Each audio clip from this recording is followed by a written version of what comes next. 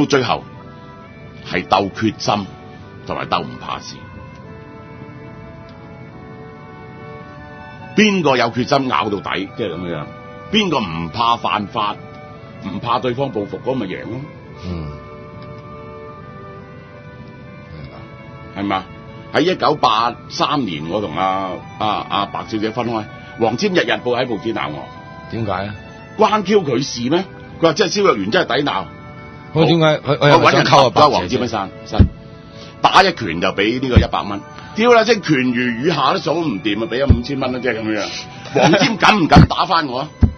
論人脈佢比我強，嗰陣時佢論錢佢比我多，佢就係唔敢報復。我話俾你聽，邊個最後唔怕事先啊？呢個係。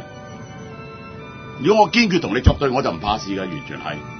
兩敗俱傷坐監我都唔驚㗎，因為我坐監繼續睇書嘅啫嘛，即係呢個就係。咁我話俾你聽，黃霑咪要揾人同我講咯，即係咁樣。